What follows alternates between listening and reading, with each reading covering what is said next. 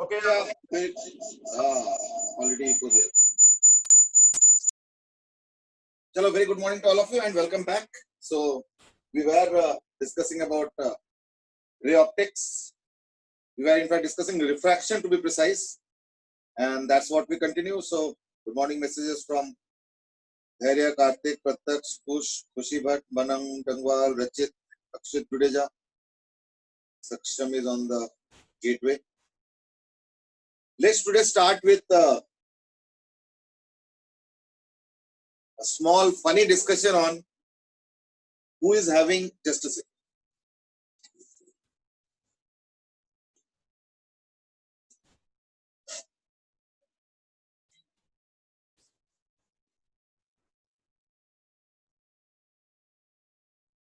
Who is having what icon against his name as it comes in Zoom. I can see that. Oh,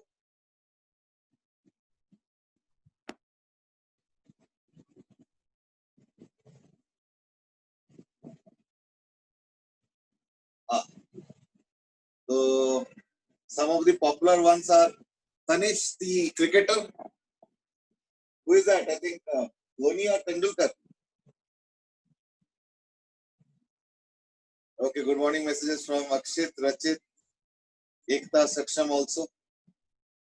Alok Kumar has a Z icon against his name. I am thankful that you have not written it as ZZZZ. Tanmay says, I am dude perfect. Kush Jen has a Spider-Man kind of face. Vedanta says, I am as good as myself. So he has his own photo in the icon. I think Dhairya has, Anirudh has some kind of a color, brownish color. अच्छा Tanish says कि वो धोनी है. अच्छा धोनी का वो world cup वाला वो जो सिक्सर था लास्ट वाला. चलो Anirudh has a brown color. I don't know what it is signifying. Dhairya also has similarly like that. Shaurya Tyagi has that old kind of icon. I don't know what exactly it is representing. वो जो पहले जमाने के मतलब वो Mohenjodaro type का नहीं होता था राजा वाजा जो पहनते थे head gear. Rachit Sharma is an interesting moon, I think, coming out. छोटे छोटे आइकन है मुझे ढंग से दिख नहीं रहा. ठीक है. And anybody else anything interesting? Viral नहीं Devan Sharma is only TS written. Oh, चलो initials. Viral Sharma is only V. Manan has just changed, it seems. But that's the end of the list. Rest are all simple names. Shaurya का वो headgear किस बात के है भाई? Can I know? Or rather, can we know? Chalo, with that background, now let's start afresh. Yesterday we discussed about prism. I mean, so like हमने उसके कई aspect discuss किया था. We have more or less done, or rather, we have more or less discussed about refraction in a flat surface. Okay. Today we'll start discussing about refraction in curved surface. I will start with the formula. Okay, Shaurya Tyagi says कि वो एक cartoon का character है. Kakashi Hatake. अच्छा वो Japanese character. Like your nowadays famous for kids, I mean, Shin-chan. ठीक है ना? मेरे घर में मैं देखता हूँ कभी कभी कि Shin-chan चलता रहता है, पता नहीं. ठीक है ना? I also have not small exactly, but kids, so like even in class 9th also Shin-chan अभी भी पॉपुलर है. जैसे मुझे याद है हॉस्टल में जब मैं कॉलेज में था तो हॉस्टल में टीवी में संडे सुबह वो मिकी एंड डोनाल्ड का कार्टून आता था. And I was one of the fans. I mean तो लाइक 3-4 जने हम लोग थे पूरे हॉस्टल में। मिकी डोनाल्ड का कार्टून आई थिंक शायद सुबह 7 से 8 बजे तक आता था और ब्रेकफास्ट भी उसी टाइम होता था। तो हम लोग क्या करते थे, वो जो 3-4 जने हम लोग कार्टून के फैन थे, क्योंकि उस समय तो वो 24 घंटे वाला टीवी वाला सिस्टम नहीं था, तो हम लोग एक दूसरे इरा के हैं, you won't be able to understand what that era was with restrictions and all in terms of timings. तो वो 7 से 8 ही कार्टून आता था संडे, बाकी दिन आते थे पर उस समय टाइम नहीं होता था, कॉलेज भी जाना पड़ता था। तो 7 से 8 हम लोग 3-4 जने थे पूरे हॉस्टल में, सब लोग अपने अपने काम में बिजी होते थे, हम लोग 3-4 जने 7 से 8 जरूर जाते थे टीवी रूम में, एक कॉमन रूम होता था। और क्योंकि उस टाइम ब्रेकफास्ट भी होता था, तो इसलिए हम लोग क्या करते थे, सीधे जाते थे पहले मेस में ब्रेकफास्ट डाल दिया, जो भी रोटी वोटी पराठा, जो भी ब्रेड वेड, और उस थाली को लेके हम लोग जाते थे टीवी रूम। तो हम 3-4 जने के पास ब्रेकफास्ट का थाली होता था, कार्टून भी चलता था, उसी को देखते थे और फिर हम लोग वापस आते। तो all depends on who likes what. चलो let's start. I mean Akshit says कि डिनर के टाइम शिनचैन देखने में मजा आता है। हाँ, वो एक्चुअली ना cartoon somehow transcends age barrier. वो कितना भी एज हो जाए, जनरली हम लोग कुछ ना कुछ कार्टून के हम लोग हमेशा फैन रहते हैं। चलो एनीवे, तो लाइक हमने फ्लैट रिफ्रैक्शन डिस्कस किया था। आज हम लोग स्टार्ट करेंगे कर्व्ड रिफ्रैक्शन। अच्छा, ये जो मैं फॉर्मूले दे रहा हूँ, मैंने मिरर का भी फॉर्मूला दिया है और मैं आज कर्व्ड रिफ्रैक्शन का फॉर्मूला दे रहा हूँ। अभी मैं डिराइव नहीं कर रहा हूँ, एक आध 2 दिन में उनका डेरिवेशन भी कर लेंगे, तो अभी जस्ट फॉर्मूला से वो कर लेंगे, ठीक है ना। If there is a curved surface like this and there is, let's suppose, an object, ठीक है ना, and there is suppose an object, तो ऐसे में क्या होता है, ये हो गया u r mu1 mu, तो कुछ ना कुछ v बनेगा। अब v क्या बनेगा, मैं उसका डायरेक्ट फॉर्मूला दे रहा हूँ, डेरिवेशन भी करूंगा। मैं सोच रहा हूँ डेरिवेशन इकट्ठे कर लेता हूँ, क्योंकि ये सारे डेरिवेशन एक ही जैसे है। वो ना एक सीक्वेंस में करेंगे ना, तुमको लगेगा अरे वाह, ये तो कोई दिक्कत ही नहीं। अदरवाइज ना लगता है कि अरे बाप रे, तो बहुत लंबा प्रोसेस है, ये तो बड़ा वो है, मतलब अजीब सा डेरिवेशन ऐसे लगेगा। लेकिन जब मैं इकट्ठे कराऊंगा ना, तो मिरर का फॉर्मूला हो गया, कनकेव कन्वेक्स, मैग्निफिकेशन का फॉर्मूला है, फिर कर्व रिफ्रैक्शन और फिर लेंस। तो जब इकट्ठे डिराइव करेंगे ना, तुमको लगा रही है तो कुछ भी नहीं, तो एक जैसी है, बस एक बार स्टार्ट कर लो तो खत्म होता है और होना ही होना है। वो प्रोसेस ऐसे बता दूंगा कि सब हो जाएगा आराम से, ठीक है ना। और देखो कंपटीशन के लिए तो इतना नहीं है, बट सीबीएसई में तो आएंगे डेरिवेशन एक आध, इस चैप्टर से एक आध डेरिवेशन जरूर आता, चाहे वो मिरर का है, चाहे कर्व रिफ्रैक्शन का है, चाहे आगे जाके लेंस के ऊपर है, तो जैसे भी विल सी। इसका फॉर्मूला क्या है, लिख लो, mu2 by v minus mu1 by q is equal to mu2 minus mu1 by r, and sign convention is still valid. अच्छा हाँ, by the way, रचित सेठ की डोरेमोन भी देख लेना, अच्छा लगता है। सबके अपने अपने टेस्ट है, चॉइस है। अभी तो खैर मैं भी ज्यादा कोई कार्टून वार्टून देख नहीं पाता हूँ, बट मैं कॉलेज की टाइम की बात कर रहा था। अच्छा, वेदांत has asked की ध्रुव has just said good morning. Vedanta has said की asked is CPT कब है? CPT इस थर्सडे नहीं है, CPT has been postponed to next Thursday, ठीक है ना, like CPT is next Thursday.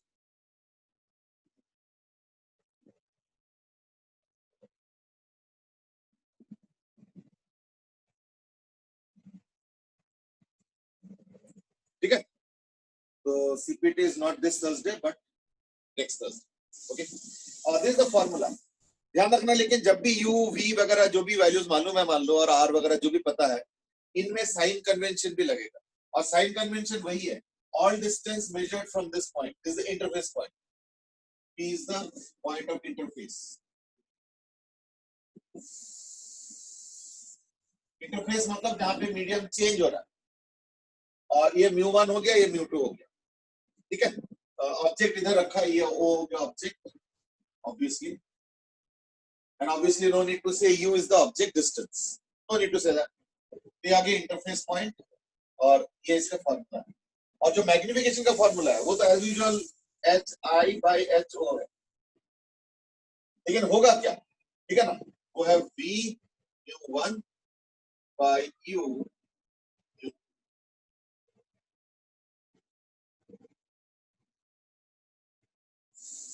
ठीक है ना, v mu1 by u mu2।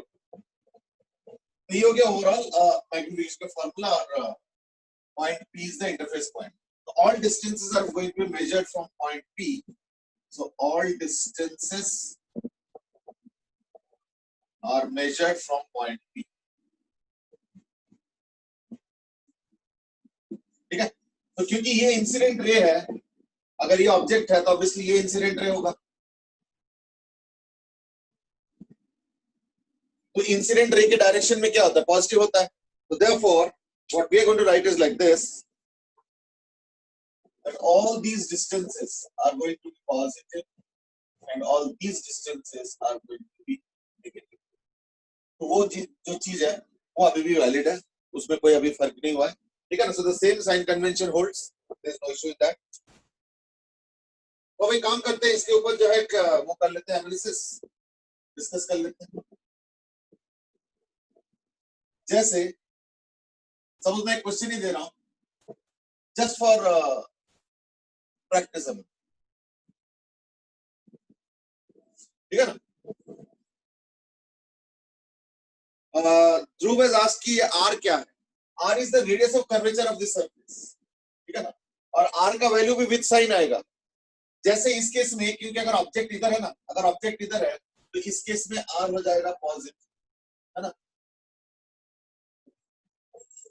In this case r positive हो जाएगा, क्यों? क्योंकि ये जो कर्वेचर है इसका सेंटर इधर कहीं है, सी है सेंटर, इस कर्वेचर का सेंटर उधर है। तो इस पर्टिकुलर केस में r पॉजिटिव हो गया, बट ऑब्वियसली अगर ये ऐसे होता और ऑब्जेक्ट इधर से होता तो इन दैट केस क्या होता है ना, r नेगेटिव हो जाता। Like there is no change as such, तो इसलिए इसको ना अलग से ध्यान मत दो। तुमको पता है कि साइन कन्वेंशन कैसे लेना होता है, वही लेना, कोई चेंज नहीं। तो जैसे एक नए तरीके से देखोगे ना, तुमको लगेगा अरे बाप रे ये तो अलग हो गया, वो अलग हो गया, कोई अलग नहीं। The sign convention is exactly the same, there is absolutely no change, ठीक है ना। चलो लेट्स स्टार्ट। मैं एक क्वेश्चन दे देता हूं जस्ट फॉर प्रैक्टिस, ये बिल्कुल ही बेबी टाइप के क्वेश्चन है। Suppose the radius of curvature is 20 centimetre, there is an object of height 6 millimeter, है ना, at a distance of 40 centimeter, ठीक है। इसका रिफ्रैक्टिव इंडेक्स 3/2 है, इसका रिफ्रैक्टिव इंडेक्स 4/3 है।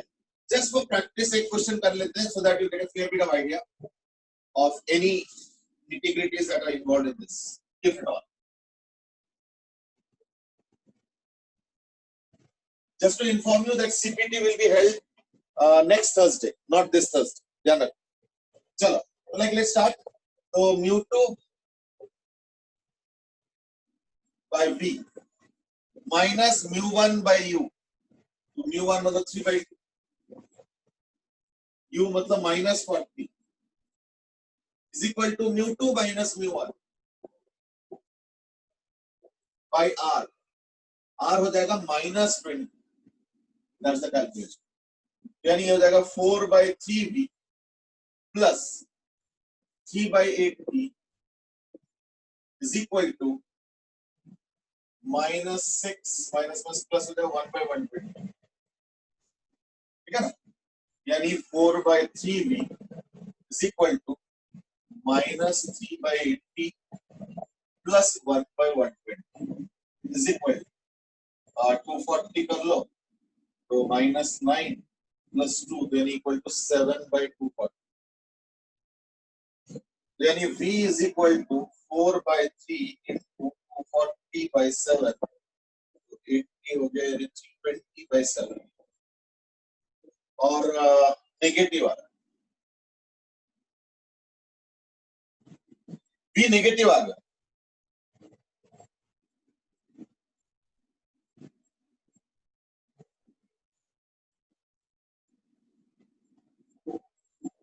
Akshay, your question is not clear. You are asking ये one random curved surface है, ये रैंडम नहीं है ना, ये कर्वेचर देखो, तो इसका जो सेंटर होगा तो वो तो इधर होगा ना, यानी यहां से स्टार्ट करूंगा और रेडियस ऑफ कर्वेचर मेजर करने के लिए टुवर्ड्स द सेंटर जाऊं, तो ये इंसिडेंट रे है, ये इंसिडेंट रे है, इसलिए देखो रेडियस ऑफ कर्वेचर नेगेटिव लेना, और यू तो है ही नेगेटिव, और mu two by V, V तो पता नहीं, वी कैलकुलेट कर रहा तो वी भी बाय चांस नेगेटिव आ रहा है, तो -320/7, यानी इसका लोकेशन तो इधर आ गया, करीब करीब कितना आ रहा है, -4 5 पॉइंट समथिंग जो भी है 45.7 सेंटीमीटर ऐसे कुछ आ रहा है, अराउंड -45.7 सेंटीमीटर, यानी यहाँ पे कहीं पे बन रहा है इमेज। अच्छा, अब इमेज तो बन गया लोकेशन, ये तो आ गया लोकेशन, यानी लोकेशन क्या हो गया, on the same side on the same medium as object, इसका लोकेशन हो गया। दूसरी बात है हाइट ऑफ द इमेज, हमें पता है magnification is equal to v यानी -320/7।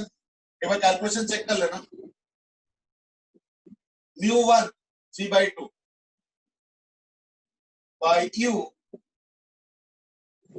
μ2, ये -320/7 into 3/2 into 3/4 into 1/-40 है ना, तो is equal to minus of ये माइनस माइनस कैंसिल हो गया, 44 और 160 टू द 320, ये तो पूरा कैंसिल हो, यानी माइनस ऑफ 9/7, अच्छा नहीं +9/7 है ना, +9/7 आता है। तो therefore height of image is equal to, एक काम करें इसको 6 मिलीमीटर तो 7 मिलीमीटर कर ले, तो कैलकुलेशन में फायदा हो जाएगा ठीक है ना, तो 9/7 into height of object which is 7 millimetre, this just to give an idea कि इसका इंटरप्रिटेशन कैसे करना होता है, दैट्स इट, और कोई बात नहीं है। यानी इमेज का फिर फीचर्स क्या हुआ, एक तो लोकेशन यहां से आ गया, दूसरी बात है कि वर्चुअल होगा, है ना, ऑन द सेम साइड है तो वर्चुअल होगा, मैग्नीफाइड है,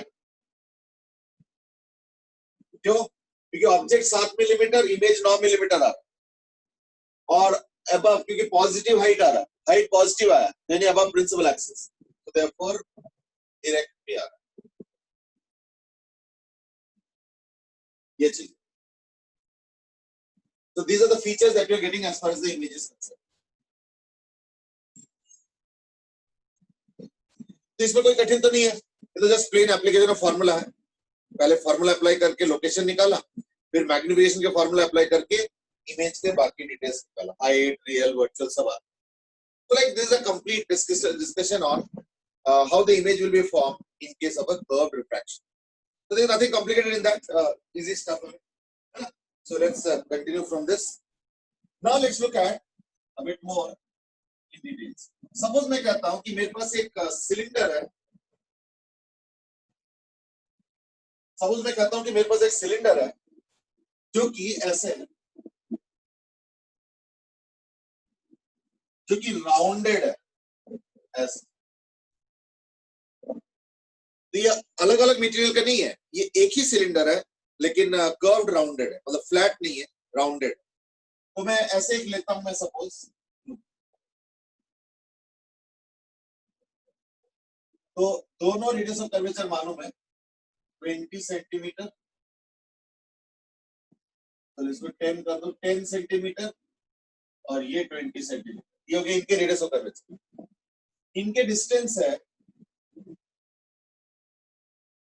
100 सेंटीमीटर, और एक ऑब्जेक्ट रखा है मैंने यहाँ पे,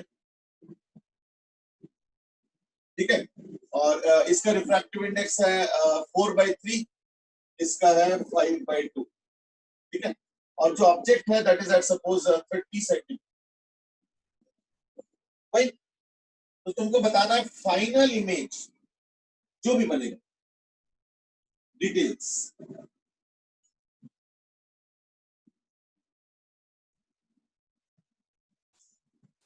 question is find the final image details.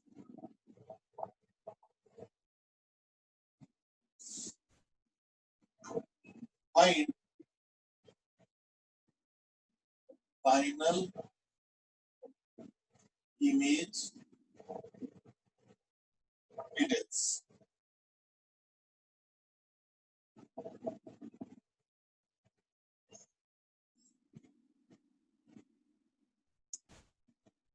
Image details में ये सब आता है, height, location, real virtual, inverted direct वगैरह.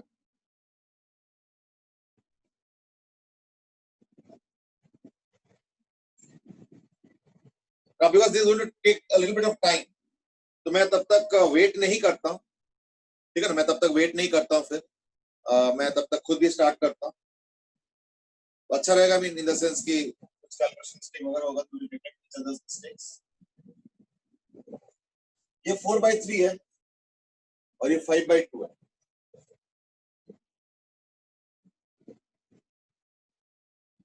और height of the object is 2 millimetre.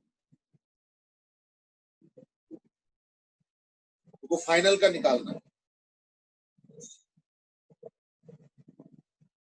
ठीक है ना. बल्कि मैं एक काम करता हूँ, मैं तब तक अटेंडेंस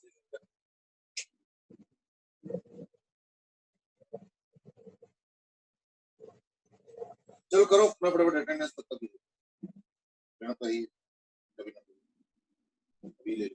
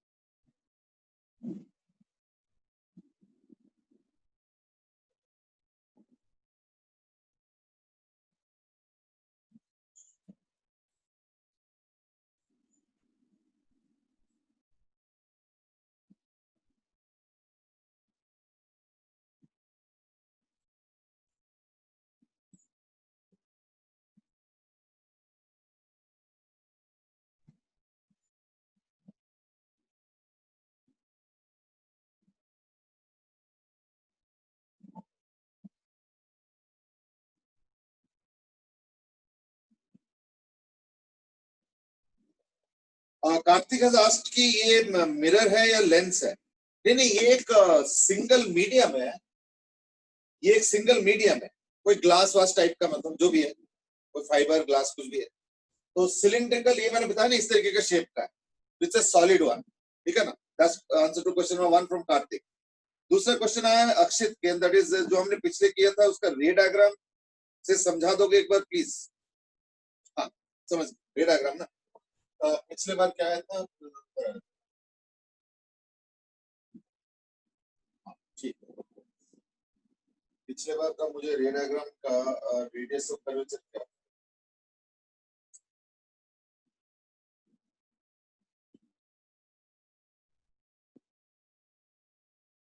मतलब देखो, I can only say this much कि कुछ ऐसे होगा. आई hope the curvature was like this only. मुझे याद नहीं आ रहा, बट एनीवे लेट्स. तो मैं अभी अभी ना फिलहाल पॉइंट ऑब्जेक्ट के लिए बनाता हूँ. क्योंकि देखो, ऐसा जब भी इमेज बनता है ना, कोई एक सिंगल रे से तो बनता नहीं. It's like multiple collection of rays से बनता है. बट कोई बात नहीं, एक रे से भी लगभग एक रिप्रेजेंटेटिव बनाया जा सकता है ना. तो मैं पॉइंट ऑब्जेक्ट का ले रहा हूँ. लाइक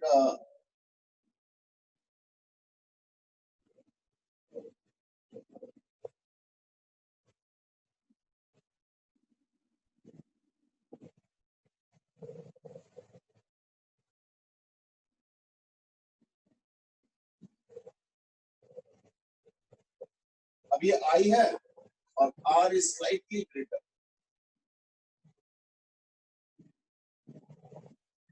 क्योंकि μ1 लेस देन μ2 था, सॉरी μ1 ग्रेटर देन μ2। एक तो ना मुझे याद नहीं आ रहा पिछले क्वेश्चन का स्पेसिफिकेशन, ठीक है ना, but anyway I mean like if the image is formed here this is how it will form. फिर ये away from the normal bend हुआ, देयरफॉर इसको अगर पीछे करोगे तो कुछ इस तरीके से बना। अब मुझे ना एग्जैक्ट वैल्यूज याद नहीं आ रहा, तो मैं एक स्पेक्युलेटिव तरीके से बता रहा हूँ, μ1 greater than μ2, in that case जो भी आई है ये नॉर्मल है भाई, ये सेंटर, ये हो गया इसका सेंटर, ये हो गया, तो ऑब्वियसली फिर इसी यही नॉर्मल बनाएगा, रेडियस वाला ही तो नॉर्मल होगा ना। फिर ये नॉर्मल हो गया, तो ये अगर ऑब्जेक्ट है तो ये इंसिडेंट रे हो गया यहाँ पे, और इंसिडेंट रे ऐसे ना होकर थोड़ा सा बेंड कर गया तो उसको पीछे किया तो ये इमेज आ। अब ऐसे अगर हाइट वाला है तो इन दैट केस दो रेज ले लो और उनको बेंड करके फिर फाइनली पीछे करो, तो देखना अगर यहाँ पे ऑब्जेक्ट है तो उसकी जगह यहाँ पे आ जाएगा। तो एक्चुअली पॉइंट ऑब्जेक्ट लेने का फायदा क्या होता है, उसका लोकेशन बड़े आराम से आ जाता है, मतलब as far as ray diagram is concern. बाकी तो एग्जैक्ट अगर चाहिए ऑब्जेक्ट वगैरह टाइप का, तो दैट केस ऑब्जेक्ट टिप से लेना होता है, फिर उसके बाद रे डायग्राम को आगे बढ़ाना पड़ता है, और वो भी एटलीस्ट दो रेस चाहिए होता है। बट एनीवे आई थिंक वो कोई ज्यादा इशू नहीं है, एक रेस से जो समझ में आता है, दो रेस से भी वही होने वाला है, वो डायग्राम को बस थोड़ा सा मैनेज करके बनाना पड़ेगा, ठीक है। This would be one kind of a diagram, there are other possibilities also, maybe this might bend so much, maybe I mean कोई और सिचुएशन की बात कर रहा हूं, maybe this will bend so much कि पता चला वो इधर नहीं आया, वो पता चला ऐसे बेंड हुआ, इन दैट केस तो रियल ऑब्जेक्ट रियल इमेज बनेगा, if it bends too much again. तो अगर हल्का सा बेंड करता है तो वर्चुअल इमेज आ गया, और अगर ये रे यू जाके ज्यादा बेंड कर गया, मतलब फ्रॉम द नॉर्मल तो कितना ही बेंड कर सकते हैं, है ना, तो इन दैट केस ये हो। और ऐसे भी हो सकता है कि यू गया और away from the normal bend तो हुआ और एकदम प्रिंसिपल एक्सिस के पैरेलल आ गया, तो यूं चला गया, तो इन दैट केस क्या होगा, इमेज एट इंफिनिटी हो जाएगा। तो these are the things I mean that are.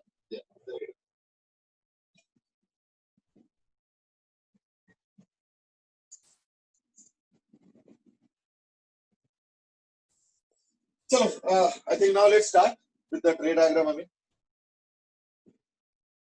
Akshay Das की यहाँ पे भी तो टीआईआर भी हो सकता है। देखो now that you ask this question, आप सुनो ध्यान से। हम लोग रे ऑप्टिक्स में ना एक कॉमन चीज मानते हैं, तो ध्यान से सुनना, and that is aperture is very less, ठीक है ना, इसलिए I as aperture is very less, so I is always very less, so therefore TIR होने का चांस बहुत कम। TIR कब होगा, जब ये एंगल काफी बड़ा होगा, तो एंगल तो तब बड़ा होगा ना जब अगर मान लो नॉर्मल ये वाला ले लो और इंसिडेंट रे वहां जा रहा है, तब ना एंगल बढ़ेगा। हम लोग जो रे डायग्राम बनाते हैं those are very almost parallel, उसको हम लोग पैरा एक्सियल बोलते हैं, बट एनीवे उसको रहने दो, they are almost parallel to the principal axis, but हाँ छोटे मोटे एंगल होता है, तो देखो बेंडिंग भी छोटे मोटे एंगल का ही हो पाएगा, क्योंकि अगर आई छोटा है तो आर भी छोटा होगा, तो देखो टीआईआर का चांस बहुत कम है। मैं रूल आउट नहीं कर रहा हूँ, बट वो तो पता है कब होगा टीआईआर, कि अगर एरिया बहुत बड़ा है, एरिया तो बड़ा लेते ही नहीं हम लोग तो लेते हैं छोटा सा, तो this aperture that we take is very small, ये अपर्चर होगा। बल्कि मैंने तो रे डायग्राम को थोड़ा सा ज्यादा एंगल का बनाया, क्योंकि अगर मैं बहुत छोटा बनाऊंगा तो इतना कंजेस्टेड हो जाएगा कि वो पता ही नहीं चले कि कौन सा इंसिडेंट रे और कौन सा रिफ्लेक्टेड रे और कौन सा बैकवर्ड प्रोड्यूस किया है ना, समझ में नहीं आएगा। इसलिए मैंने तो मजबूरन बड़े एंगल दिखाया, बट एक्चुअल में बहुत छोटा होगा, ठीक है ना, that's the case. Akshay also asked another question, that is Dhruv has asked कि क्या हम मिरर ले रहे हैं? नहीं मिरर है नहीं अब तो रिफ्रैक्शन चल रहा है भाई, मिरर तो खत्म हो गया, मिरर का खत्म, ये सॉलिड ऑब्जेक्ट है पूरा, ये सिंगल सॉलिड ऑब्जेक्ट है भाई, मिरर मतलब मिरर वगैरह खत्म हो गया, मिरर से कोई रिलेशन नहीं है। तभी तो देखो रेज यहाँ पे बेंड कर रहा है, मिरर होता तो फिर वापस आता ना इधर से इधर कहीं पे या इसी पे, वो नहीं हो रहा, रे गया दूसरे मीडियम में चला गया, ये देखो ये यहाँ से रे गया और वो दूसरा मीडियम में चला, दैट्स द रे डायग्राम। फिर उसको बैकवर्ड प्रोड्यूस करके इमेज निकाल, दैट वाज द केस। चलो anyway, let's now go ahead. I hope I have answered the questions. So like first refraction क्या होगा? So like refraction 1.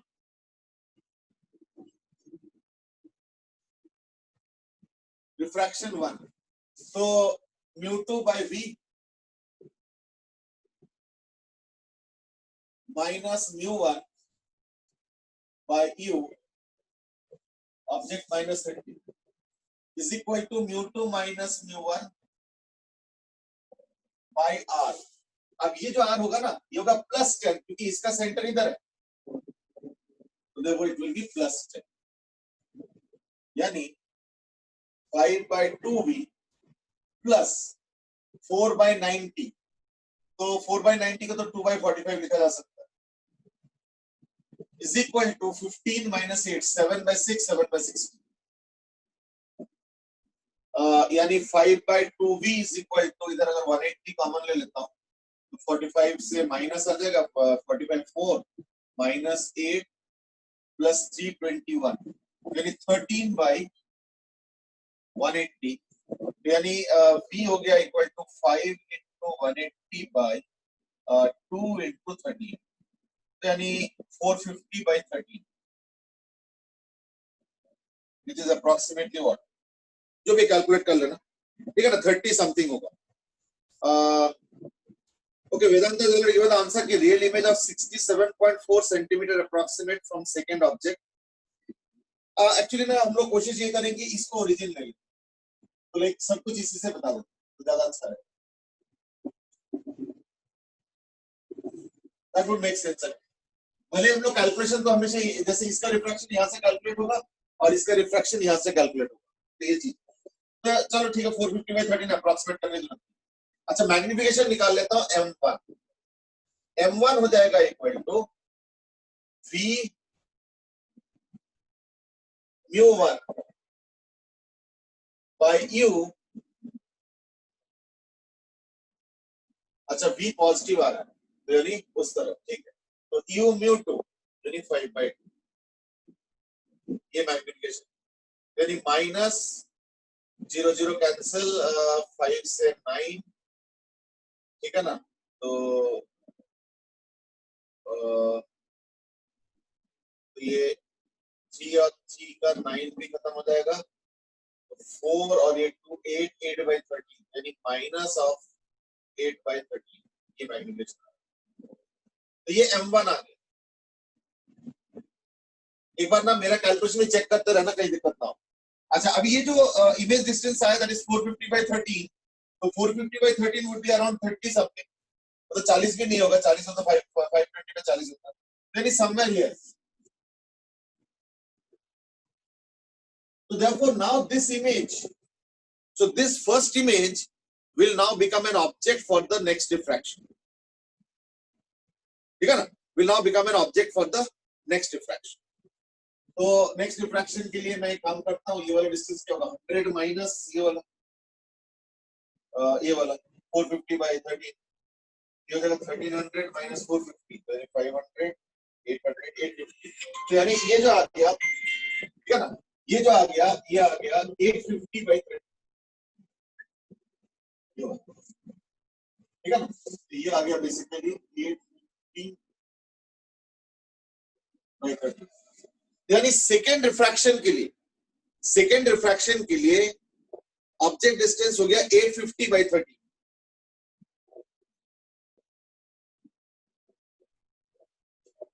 ठीक है ना, तो सेकेंड के लिए 850/13 हो गया, तो रिफ्रैक्शन 2.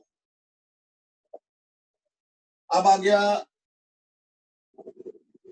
mu2/v, यानी अब हो गया 4/3/v minus mu1 which is 5/2 now upon u is minus 850/13 is equal to mu2 minus mu1 by r. r is minus 20, क्योंकि अब जो रिफ्रैक्शन है ना उसमें इंसिडेंट रे है, तो इधर वाले पॉजिटिव इधर नेगेटिव, इस बार r नेगेटिव आ गया, यानी 4/3v और ये माइनस माइनस प्लस हो गया तो उधर जाके माइनस ही हो जाएगा 13, तो कैलकुलेशन काफी है, 5 170 17851 340 13 by 340, ठीक है। ये तो इधर प्लस वाला माइनस हो गया और इधर हो गया 7 by -7/6 माइनस प्लस हो जाएगा plus 7 by 120, this is what we get, ठीक है ना, 7 by 120। सर आपने 850 क्यों लिया है, वो 450 नहीं था? नहीं वो तो 450 तो ये वाला हुआ ना, v इसका हुआ, ये 450 हुआ by 13, पर ये जो इमेज है वो उस सरफेस के लिए ऑब्जेक्ट का काम कर रहा है। Okay sir. यानी 100 माइनस 450 by 13 है, ठीक है ना, तो वो 850 by 13 है ये वाला। अभी तो खैर काफी कैलकुलेशन है तो क्या करें, अप्रोक्सीमेट अगर चाहो तो निकाल लेते हैं, मतलब like I hope you got what I am trying to say, may be इससे कैलकुलेशन करना हो तो कर लेते हैं, देख लेते हैं, है ना।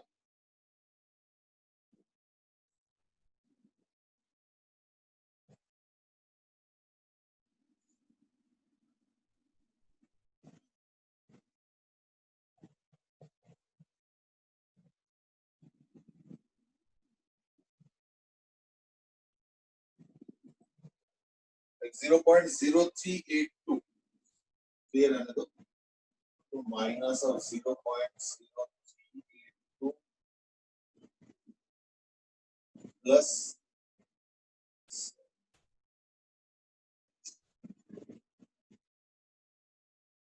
0.0583 0.05।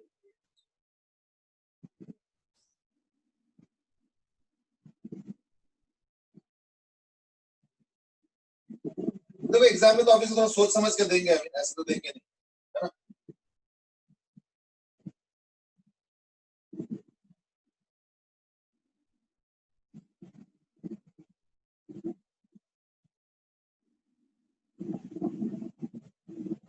.0201 और that is equal to 4/3b, यानी b हो जाएगा equal to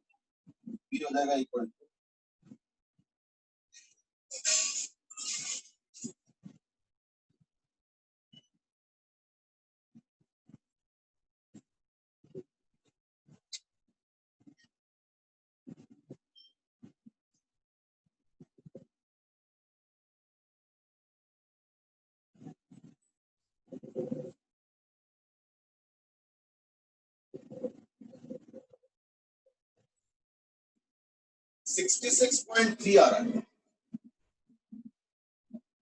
this is the v, यानी इमेज कहां पे बन रहा है 66.3 और ये पॉजिटिव आ रहा है, यानी यहां से 66.3, यानी क्योंकि अगर मैंने इसको ओरिजिन माना, यानी फाइनल इमेज कहां पे होगा 166.3, so therefore final image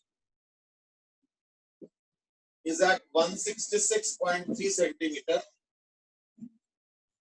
from O, मैं इसको O लिख देता हूं, O से अब मेजर कर रहा हूं मैं, दैट मेक सेंस अभी।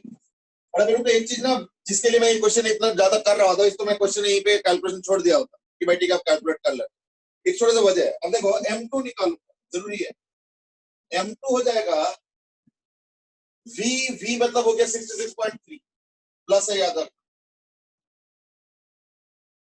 इंटू μ1 अपॉन u मतलब यही वाला जो 850/13, और वो माइनस है ना u, और μ2 यानी 4/3। फिर से एक और राउंड कैलकुलेशन है, ठीक है ना, तो क्या करें कैलकुलेशन,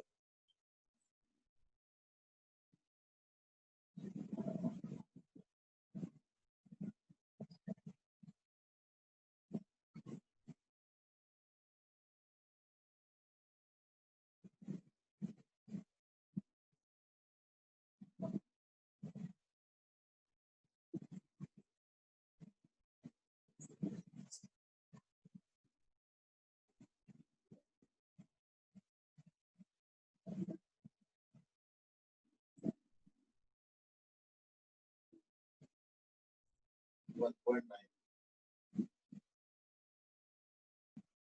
ठीक है ना, M2।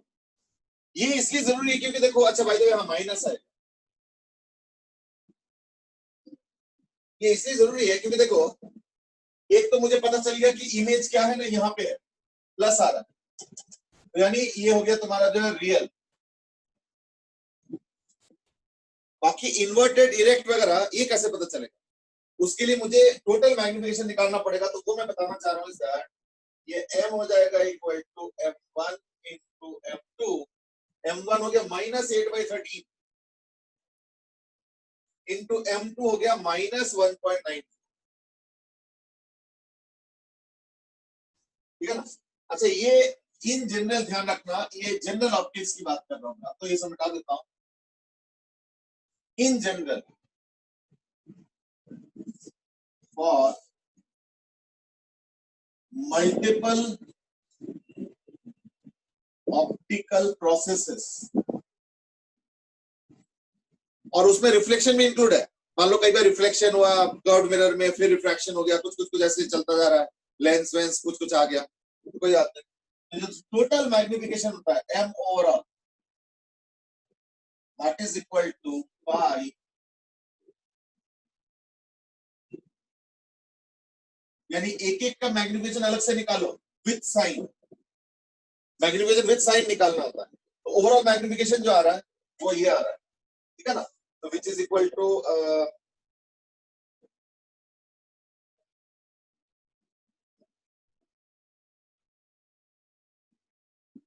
1.19, तो अप्रोक्सीमेटली 1.2 आ रहा है। अगर मैं पूछूंगा और वो भी प्लस आ रहा है कि ये वाला मैग्नीफिकेशन भी नेगेटिव आया है और वो वाला मैग्नीफिकेशन भी नेगेटिव है, तो ओवरऑल तो प्लस हो गया ना 1.2। यानी फाइनल इमेज पता क्या होगा, मैंने यहाँ पे पता नहीं कितना दिया था, यानी फाइनल इमेज जो बनेगा height of image, that will be equal to 1.2 times into height of the object, जो भी यहाँ पे हाइट ऑफ, आई थिंक शायद 2 मिलीमीटर दिया तो शायद हाइट ऑफ द ऑब्जेक्ट, है ना। तो अगर 2 मिलीमीटर था तो इन दैट केस हो जाएगा 2.4 मिलीमीटर, अगर ये हाइट ऑफ द ऑब्जेक्ट 2 था तो।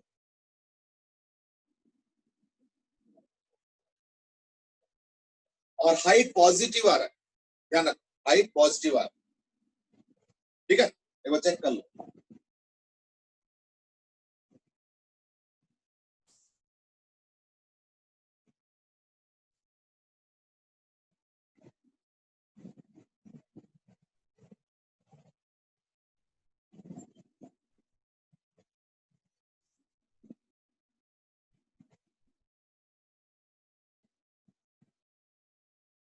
ओके, वेदांत आंसर दिए हैं, मनन ने भी दिए हैं, and that is 168 from origin. हाँ, हमारा भी ऐसे ही कुछ आ रहा है, 167 कुछ आ रहा है, तो ठीक है, I think that could be because of little of calculation here and there that you done, ठीक है ना। तो दैट्स द थिंग, यानी ये ध्यान रखना कि अगर मान लो मल्टीपल प्रोसेस होता है, जैसे यहाँ पे एक रिफ्रैक्शन हुआ, कर्व रिफ्रैक्शन, उसका m1, वहां पे कर्व रिफ्रैक्शन m2, तो ओवरऑल मैग्निफिकेशन कैसे निकलेगा ना, m1 into m2 का, ये ध्यान रखना, ठीक है। So I think it was a long question just because I had given some random values, ठीक है ना, ये चीज। तो मैं एक काम करता हूँ, इस वैल्यू को चेंज करके मैं थोड़ा सा एक और क्वेश्चन देना चाहूंगा, and let's see how to do that. I hope कि इस बार इतना कैलकुलेशन नहीं होगा, I hope so.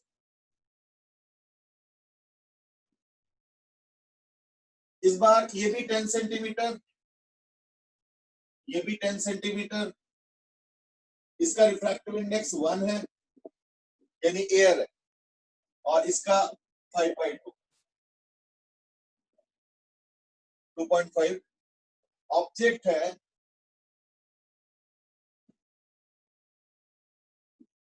20 centimetre distance पे, और ये जो लेंथ है दैट इज ऑल्सो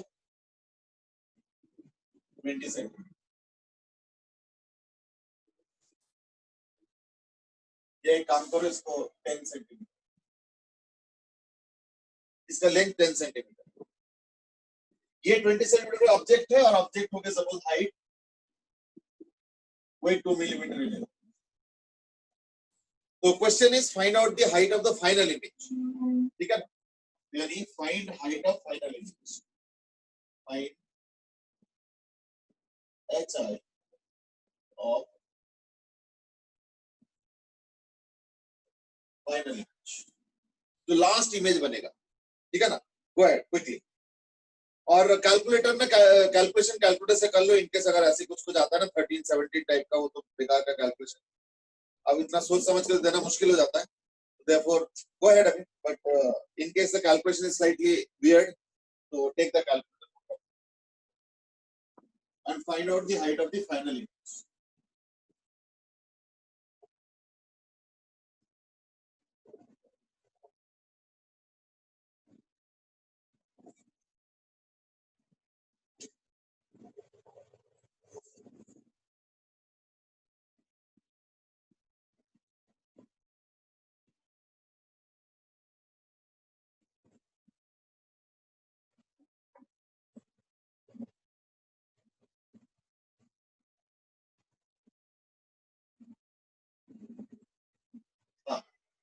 जय, यू आर राइट, जो पिछले क्वेश्चन था उसका फाइनल इमेज यहाँ पे आया था और हाइट पॉजिटिव था और height of the image was greater than the height of the object था, और इधर बन रहा है मतलब क्या होगा, रियल भी होगा,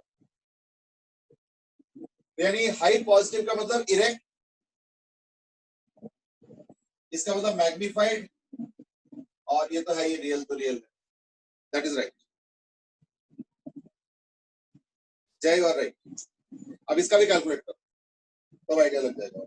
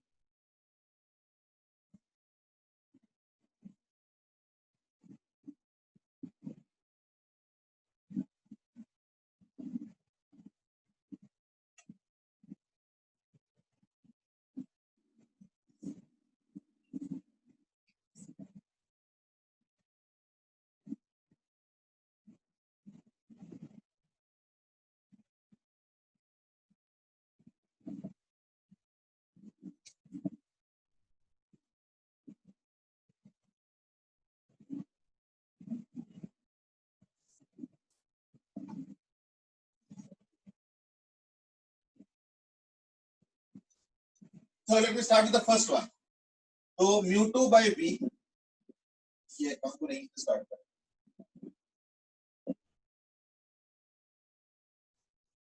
तो mu2 by v minus mu1 by u is equal to mu2 minus mu1 by r1 plus 10, यानी 5 by 2v, तो प्लस 120 आया,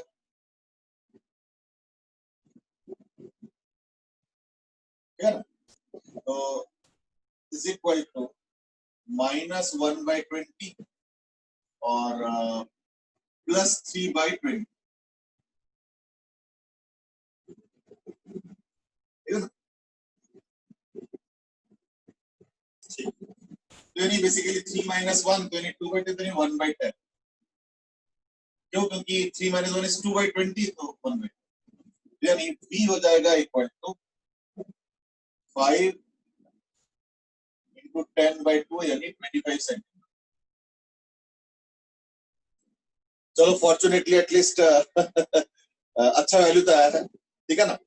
okay now Shivam, what you are asking is what exactly my intention of question was. देखो मैंने क्या दिया, 10 centimetre दिया, image distance क्या है 25 centimetre, and that's precisely what we wanted to discuss here, और इसलिए मैंने ये क्वेश्चन दिया है।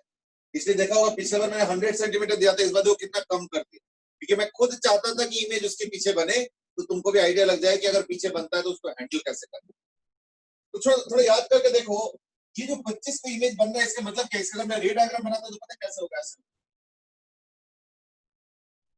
अगर मैं एक पॉइंट ऑब्जेक्ट लेता हूँ, बस तो पॉइंट ऑब्जेक्ट है नहीं, इसका हाइट है, बट ठीक है, मैं इसके अगर फुट का रे डायग्राम बनाता तो क्या आएगा देखो इस तरह से। और ये आ रहा है 25 जबकि ये 10 सेंटीमीटर, और ये आ रहा है 25, तो इसका मतलब ये ऐसे हो रहा, ये 25 सेंटीमीटर, यानी एक ऐसे इमेज बनने वाला था कि अगर ये साइड यहाँ पे कर्व नहीं होता और अगर सीधा होता लिमिटलेस या एटलीस्ट 25 से ज्यादा, तो इन दैट केस एक इमेज यहाँ पे बना होता, लेकिन ये बन नहीं पाया। तो मैं पहले बोला था इस दैट एक बार एक काम करो, ऑब्जेक्ट इमेज को रे डायग्राम के हिसाब से अगर कंसीडर करो तो you have to consider whether it is diverging rays, converging rays और पैरेलल रेज। तो इस केस में कन्वर्जिंग रेज है। कन्वर्जिंग रेज को तुम दो तरह से इंटरप्रेट कर सकते हो, इमेज की तरह इंटरप्रेट करो तो रियल होता है, और ऑब्जेक्ट की तरह इंटरप्रेट करो तो वर्चुअल होता है। तो therefore this point P is equal to image for refraction 1. This is refraction 1. And this is refraction 2. Okay.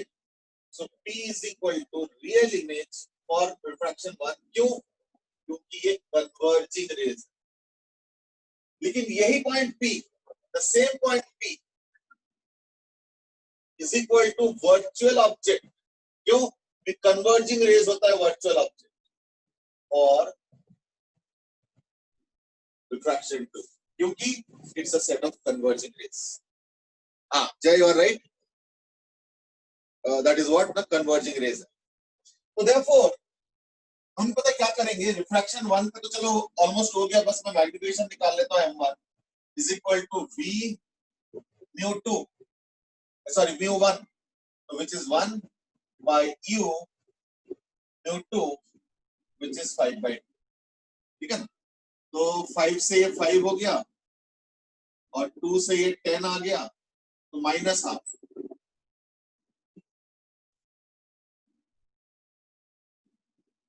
So therefore height of image क्या आ गया, -½ into 2 then equal to -1 millimeter. Check कर लो,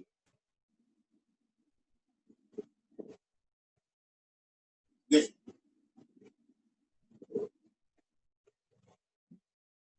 ठीक है, -1 मिलीमीटर। अब एक काम करता हूं, इसको लेके फिर हम एनालिसिस करेंगे रिफ्रैक्शन 2, यानी रिफ्रैक्शन 2 में क्या हो जाएगा, mu2 by v, तो mu2 by v minus mu1 by u बोलते अब हो जाएगा 15 सेंटीमीटर। क्यों? क्योंकि ये 25 पे बनने वाला था, ये 10 है, तो ये कितना रहेगा 15 सेंटीमीटर, और वही प्लस माना जाएगा। देख रहे हो, इस बार एक दूसरा चीज भी हो रहा है, ऑब्जेक्ट डिस्टेंस को पॉजिटिव ले रहे हैं, ठीक है ना, ऑब्जेक्ट डिस्टेंस को पॉजिटिव ले रहे हैं, तो ऑब्जेक्ट डिस्टेंस पॉजिटिव हो गया, is equal to mu2 minus mu1 which is 5/2 upon r। अब r हो गया इस तरफ वाला, ये रेडियस हो गया ना इसका, यानी इसका सेंटर इधर है, यानी r इस बार क्या होगा ना, इंसिडेंट रे इधर है और r इधर उधर नेगेटिव माना जाएगा, तो माइनस 1/v 1/6, तो माइनस प्लस 1/6 हो गया। क्यों? 5 से 3 और 2 6 हो गया, माइनस था तो उधर जाकर प्लस हो गया, और 1 माइनस 5/2 तो यानी माइनस 3/2, और माइनस प्लस हो गया, plus 3/2 upon 10 3/20 is equal to 60 लेते हो तो 6 से 10 प्लस 9 तो 19/60, यानी v आ गया equal to 60/9 which is approximately 3 point something 3.57 उधर कट की तो यानी 3.1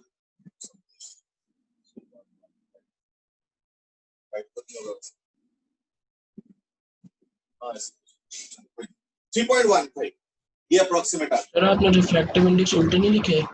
हाँ रिफ्रैक्टिव इंडेक्स 1 और 5/2 उल्टे नहीं लिखे? उल्टा लिखा है क्या? μ2 माइनस μ1 μ2 5/2 होगा ना?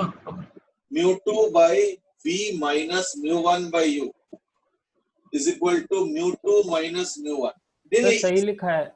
नहीं, इस रिफ्रैक्शन में ये μ1 हो गया और ये μ2 हो गया, इसलिए μ2 1 हो गया। इस रिफ्रैक्शन की बात कर, मैं यहाँ की रिफ्रैक्शन की बात कर रहा हूँ, तो μ2 1 हो गया और μ1 हो गया 5/2, तो यह μ2 माइनस μ1, तो μ2 माइनस μ1, और r इस बार हो जाएगा इस तरफ का, यानी नेगेटिव r, ये चीज अप्रोक्सीमेटली ये आ गया, तो यानी m2 भी आ गया, इससे m2 आ गया इक्वल टू v यानी 60/19 into μ1 which is 5/2 upon u यानी प्लस 15 into μ2 which is 1। ये हो गया मैग्निफिकेशन, ठीक है, ये हो गया मैग्निफिकेशन,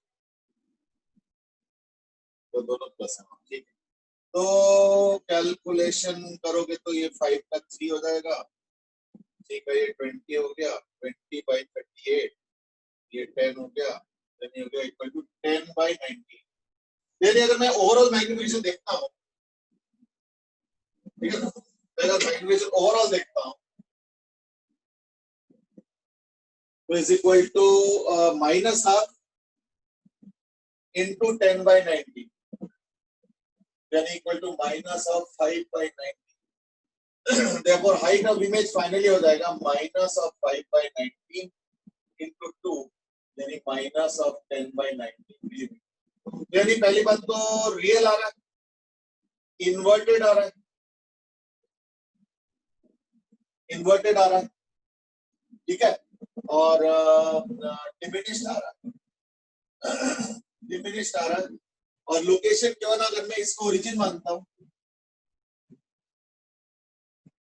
अगर मैं इसको ओरिजिन मानता हूं तो लोकेशन हो गया, ये तो आया है 3.15 और उधर से 10 यानी 13.15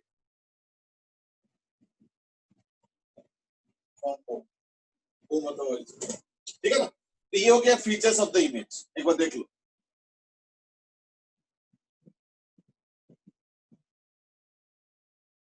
नहीं अभी देखो इसमें कुछ क्वेश्चंस आया हुआ है। मनन ने दिया -10/19, हाँ ठीक है, यू आर राइट, मनन ने एकदम सही आंसर दिया। तन्मय सेज की वर्चुअल ऑब्जेक्ट हो गया, तो जय गोयल का आंसर तो बिल्कुल सही है, वो तो ऑब्जर्वेशन हमने ऑलरेडी कर ही रखा है। अच्छा, आर्यन आजाद की μ1 और μ2 सेम नहीं लेंगे क्या? नहीं, μ1 μ2 है ना, तो अभी अभी जब ये वाला रिफ्रैक्शन ले रहे हो तो ये तो इंसिडेंट रे हुआ, तो ये μ1 हो गया ना, फिर तो जी विच इज 5/2, और रिफ्रैक्टेड रे उधर हो गया, तो वो हो जाएगा μ2। नाउ यू माइट से कि लेकिन ऑब्जेक्ट तो यहाँ पे है, तो ऑब्जेक्ट का रिफ्रैक्टिव इंडेक्स तो 1 है ना। तो मैं यहाँ पे एक चीज क्लियर करना चाहूंगा, ये कॉमन मिस्टेक के अंदर आता है, कॉमन मिस्टेक के अंदर आता है कि हम ऑब्जेक्ट ढूंढते हैं μ1 और μ2 पे, नहीं है ऐसे, क्योंकि अगर मान लो इसका इमेज यहाँ पे हुआ होता तो ये ऑब्जेक्ट हो जाता, तो फिर रिफ्रैक्शन क्या, रिफ्रैक्टिव इंडेक्स ये वाला लेते हैं μ1, और क्योंकि ऑब्जेक्ट वहां पे बन रहा है, वो वर्चुअल है भले ही, बट जो भी यहाँ पे बन रहा है तो वो वाला म्यू नहीं। What is the rule? Rule is that mu1 and mu2 are not because of object or image. तो क्या है फिर? The mu1 is refractive index of incident ray medium. बस that's अब वर्चुअल ऑब्जेक्ट हो या रियल ऑब्जेक्ट हो या कैसे भी हो, हमें उससे कोई कंसर्न नहीं है. mu1 is the refractive index of incident ray medium and mu2 is the refractive index of refracted ray medium. Refracted ray.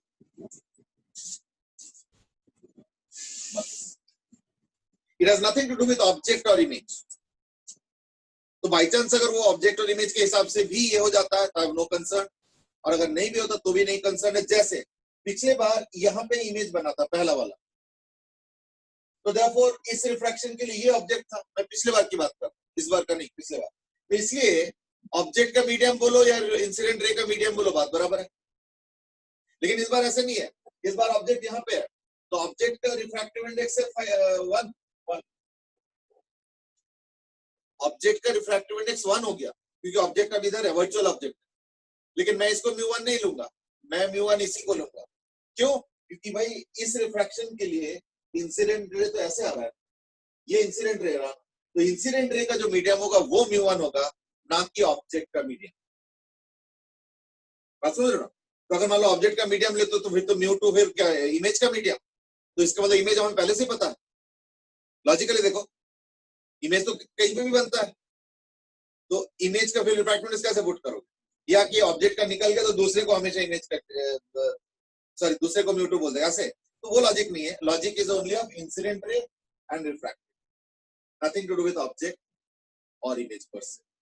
ठीक है, I hope you got the point. एक और क्वेश्चन भी था and that is Dhruv has asked is that वो rays bend क्यों नहीं हुई? नहीं बेंड हुआ है ना, किसने कहा नहीं बेंड हुआ? बेंड हुआ तभी तो देखो यहाँ पे 15 सेंटीमीटर दूर था, अब तो 3 ही रह गए, 3 कुछ है. तो अगर तुम इसका रे डायग्राम बनाओगे ना, इस पर्टिकुलर क्वेश्चन का अगर तुम रे डायग्राम बनाओगे तो पता है कैसे बनता है? रे डायग्राम ऐसे बनता है. अगर मैं पॉइंट ऑब्जेक्ट लेता हूं तो ये हो गया रेज इंसिडेंट, ये रिफ्रैक्टेड होने थे, ऐसे इमेज बनने वाला था, और ये 15 सेंटीमीटर आया था, और ऐसे बना नहीं. क्या बना? ऐसे. यानी ये I1 और ये हो गया I2. This I1 is also O2. This is O1. तो ये जो ऑब्जेक्ट 1 है उसका ये इमेज 1 है, और वही इमेज 1 ऑब्जेक्ट 2 भी है, और उस ऑब्जेक्ट 2 का इमेज यहाँ पे बन रहा है, दैट इज इमेज 2. ये हो गया फाइनल. अब मैं क्योंकि ये रेस जा नहीं रहा है तो मैं इसको अब डॉटेड कर, ये अब हो गया हिसाब किताब. तो रे एक्चुअली ये गया, ये ऐसे ऐसे, फिर यहाँ पे बेंड हो गया, तो तभी तो ये 3.15 सेंटीमीटर आ रहा है, और जबकि यहाँ से ये 15 सेंटीमीटर. ये पहला इमेज तो याद है ना 25 पे आया था. ठीक है, पहला इमेज 25 पे आया था और ये 10 सेंटीमीटर था, और पहला इमेज 25 पे आया था, यानी ऑब्जेक्ट डिस्टेंस 15 लिया था. तो ये सारा चीजें कैलकुलेशन होके आए, कोई ऐसे कॉम्प्लिकेशंस कुछ नहीं. एक लास्ट क्वेश्चन ले लेते हैं, that is sir please explain mu1 mu2 के उल्टा वाला. अक्षित has asked mu1 mu2 के उल्टा. हो गया, पुराना डाउट है. हाँ, that is the done. Jay has one last question, that is अगर पहले इमेज वर्चुअल बनती तो क्या उसके पहले कर्व सरफेस से दोबारा रिफ्रैक्शन करवाएंगे? नहीं नहीं नहीं.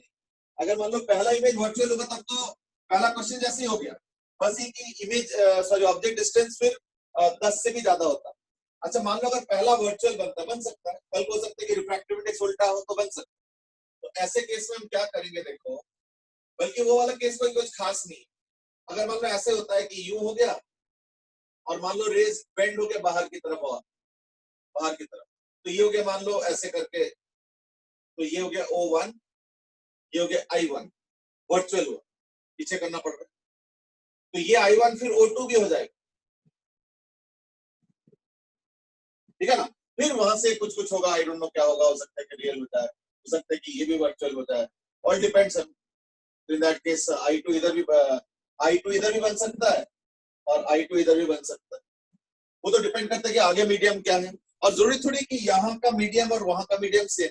वो तो क्वेश्चन जो दिया जाएगा वो है, हो सकता है कि इसका μ1 है, μ2 है, μ3 है, ये भी तो हो सकता है। इस बार तो मैंने क्या किया था कि μ1 मीडियम में एक μ2 मीडियम रख दिया, बट कल को हो सकता है μ1 फिर बीच में μ2, हो सकता है उधर एक μ3 भी है, तो ऑल सॉर्ट्स ऑफ पॉसिबिलिटीज आते हैं। The point of contention is that कि इंसिडेंट रे और रिफ्रैक्टेड रे इज व्हाट मैटर्स। तो अगर मान लो इसका इमेज वर्चुअल होता पहले वाले का, तब क्या होता ना, फिर यहाँ से डिस्टेंस वहां तक कर लिया जाता, चाहे यहाँ पे हो चाहे यहाँ, वो तो डिपेंड करता है, यू डोंट नो कि वर्चुअल कहाँ पे हो सकता है ना।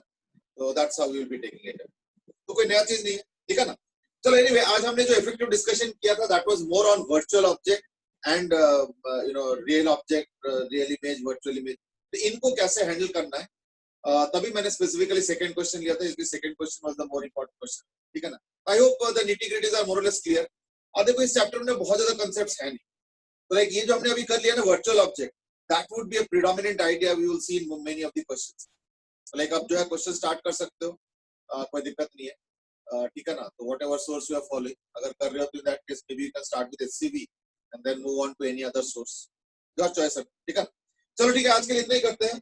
कल हम लोग इसको और आगे बढ़ाएंगे and we will talk about combined refraction happening when the distance is very small, which we will give as the terminology of lens, ठीक है ना।